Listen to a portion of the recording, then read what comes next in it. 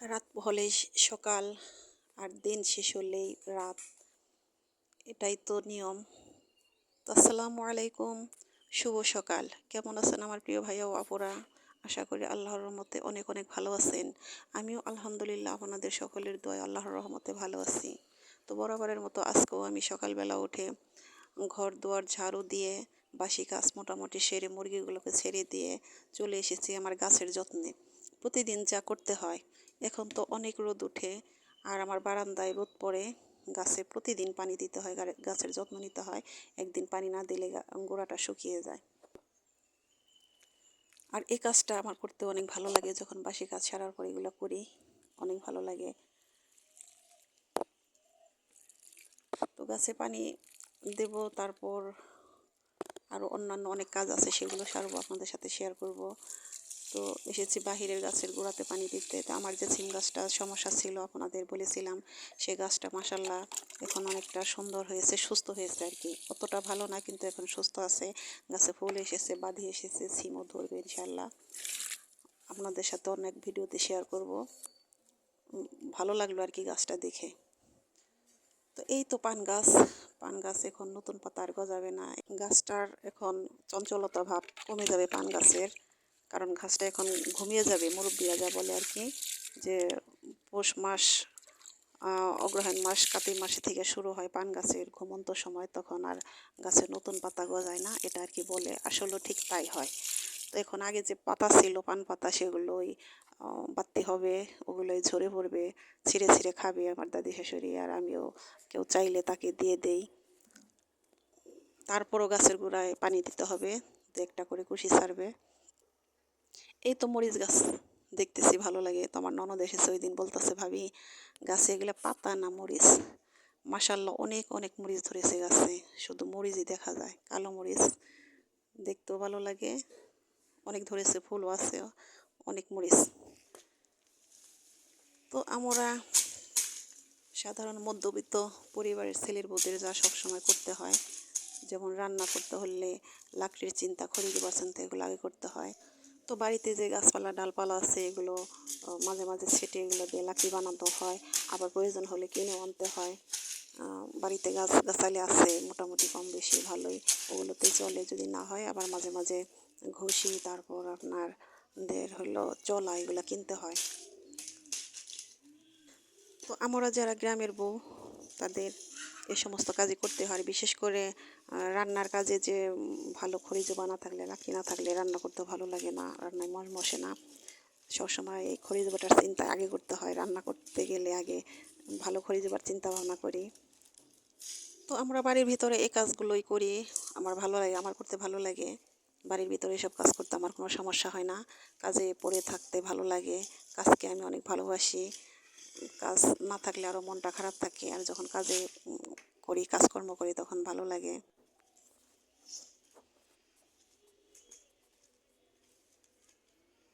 তো আপনার ভাইয়া যদি বাড়িতে থাকে, তাহলে এই কুবাকুবির কাজ, লাকড়ি বানানোর কাজ সেই করে, আমাকে করতে দেয় না। আর সে যখন বাড়িতে না থাকে, তখন এগুলো আমাকেই করতে হয়। আমার ছোট ছেলে তানভীর, ও এগুলা করে, ওর ওগুলা করতে খুব পছন্দ, আমার মতোই মানে কাজকে ভালোবাসে। তো এখন তো স্কুলে যায়, সকালে যায়, 5টার দিকে আসে।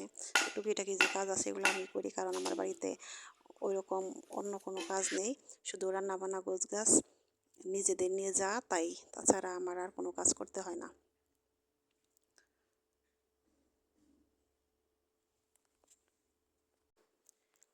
আর প্রতিদিন যে আমি উঠানটা ঝাড়ু দিয়ে এক পাশে রাখি, যে পাতাগুলো থাকে সেগুলো 3-4 দিন পর পর এক জায়গায় করি, তারপরে ওগুলা ঝাড়ু দিয়ে এনে তারপরে দুয়ারে শুকোতে দিই। ওগুলো আমি আহ, চুলায় মানে ব্যবহার করি, রান্না করি। চুলায় যখন জালটা ধরাই, তখন পাতার প্রয়োজন হয়, তখন আমি এটা ব্যবহার করি। তো বন্ধুরা, আমার এই কথা, আমার এই ভিডিও, আমার এই কাজকর্মগুলো কেমন লাগলো অবশ্যই আমাকে কমেন্ট করে জানাবেন। যারা নতুন আমার সাথে যুক্ত হবেন যে বন্ধুরা, তাদেরকে বলছি, আমার ভিডিওটা সম্পূর্ণ দেখে যদি একটু ভালো লেগে থাকে, তাহলে অবশ্যই সাবস্ক্রাইব করে আমার পাশে থাকবেন, অবশ্যই কমেন্ট করবেন, লাইক দিবেন। আর অলরেডি যে বন্ধুরা আমার সাথে যুক্ত আছেন, নিয়মিত আমার ভিডিওগুলো দেখেন, সে বন্ধুদেরকে অসংখ্য ধন্যবাদ। সে বন্ধুদেরকে বলছি, আপনারা অবশ্যই একটা করে লাইক দিয়ে আমার ভিডিওটা কন্টিনিউ করবেন। তো আমার আজকের এই টুকিটাকি কাজ এগুলো শেষ। এখন আমি চলে যাব রান্নাঘরে রান্না করতে। এই তো আমাদের গ্রামের বউদের কাজ, এগুলোই করতে হয়। আর কি আর করব বলেন, এসবই আমাদের কাজ, এগুলো করে আমাদের সময় কাটাতে হয়।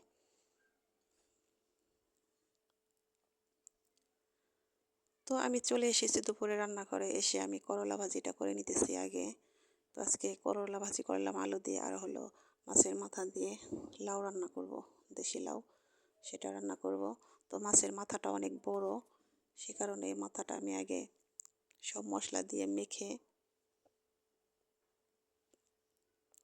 এটাকে তেলে ভেজে নেব। একটু ভেজে নিলে হয়তো ভালো লাগবে, এই কারণে এটাকে আগে ভাজবো। এটাকে এপিট ওপিট করে ভালো করে ভাজবো, তারপরে এটাকে ভেঙে তারপরে লাউ দিয়ে রান্না করব। আমার রান্নাগুলো কেমন লাগে? আমার সিমসাম সাদামাটা রান্না, একদম ঘরোয়া পরিবেশে রান্না। আমার অত স্পেশাল কোনো রান্না আমি করি না, আপনাদের সাথে সেগুলো শেয়ারও করি না। আমার কোনো এত স্পেশাল কোনো রান্না না, আমি প্রতিদিন যা খাই সেগুলোই রান্না করি, সেগুলোই আপনাদের সাথে শেয়ার করি। তো মাছের মাথাটা আমি ভেজে রেখেছি, এখন এর মধ্যে কাঁচামরিচ, পেঁয়াজ, তারপরে আদা রসুন জিরা বাটাটা একটু বেশি করে দিয়েছি।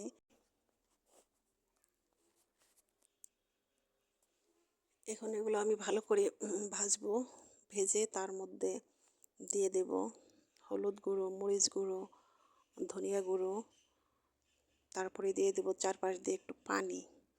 পানি দিয়ে মশলাটাকে ভালো করে কষিয়ে নেব। তো সব ফাঁকি মশলা দেওয়ার সাথে সাথে পানি দিতে হবে। ফাঁকি মশলা দেওয়ার সাথে সাথে পানি না দিলে কিন্তু মরিচের গুঁড়ো, হলুদের গুঁড়ো এগুলো হয়ে যাবে, মানে নষ্ট হয়ে যাবে, পুড়ে যাবে, তরকারির কালার চেঞ্জ হয়ে যাবে, খাইতেও ভালো লাগবে না। তো হলুদ গুঁড়ো, মরিচ গুঁড়ো এগুলো গুঁড়ো দেওয়ার সাথে সাথে চারপাশ দিয়ে একটু পানি দিয়ে দিছি। এখন মাছের মাথাটাকে ভালো করে কষাবো। এটাকে ঢেকে পানি দিয়ে ভালো করে কষিয়ে নরম করে ভেঙে তারপরে এর মধ্যে লাউটা দিয়ে তারপরে ভালো করে কষাবো। তো আমার মাছের মাথাটা ভাঙা শেষ, কষানো শেষ, এবার লাউগুলো দিয়ে দিতেছি। লাউ দিয়ে একটু ভালো করে কষিয়ে নেব।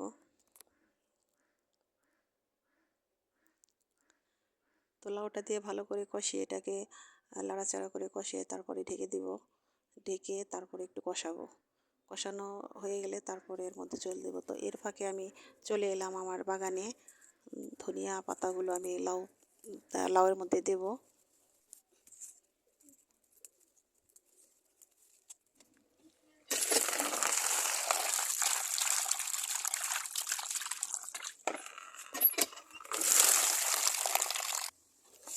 তো নিজের হাতের জিনিস, টাটকা জিনিস উঠিয়ে ব্যবহার করার মজাই আলাদা, খাইতেও ভালো লাগে। নিজের হাতে ছিঁড়ে এনে এগুলো রান্না করতেও, রান্নার কাজে অনেক ভালো লাগে।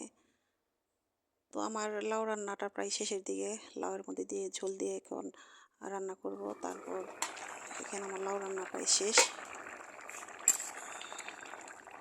তো একটা টুকরা রেখেছিলাম, সেটাও দিয়ে দিয়েছি মাছের আলাদা করে রান্ধের জন্য। তো লাউ রান্নাটা অত ভালো করে এত বেশি ঝোল দিতে হয় না, বেশি ঝোল দিয়ে বেশিক্ষণ রান্না করলে লাউয়ের কালারটা নষ্ট হয়ে যায়। অল্প ঝোল দিয়ে ঢেকে রান্না করলে ওটা ভালো সিদ্ধ হয়, দেখতেও ভালো লাগে, খাইতেও ভালো লাগে। তো আমার লাউ রান্না শেষ, আমার রান্নাগুলো আজকের মতো এখানে শেষ। আমার গল্প, আমার রান্না আজকে এখানে শেষ করছি। তো আমার রান্না, আমার গল্পটা কেমন লাগলো অবশ্যই আমাকে কমেন্ট করে জানাবেন। তো বন্ধুরা অবশ্যই আমাকে সাপোর্ট করবেন, আমিও আপনাদের সাপোর্ট করব। তো আজকের মতো এখান থেকেই বিদায় নিচ্ছি। আপনারা সবাই ভালো থাকেন, আমাদের সুস্বাস্থ্য কামনায় আজকের মতো বিদায় নিলাম। আল্লাহ হাফেজ, আসসালামু আলাইকুম।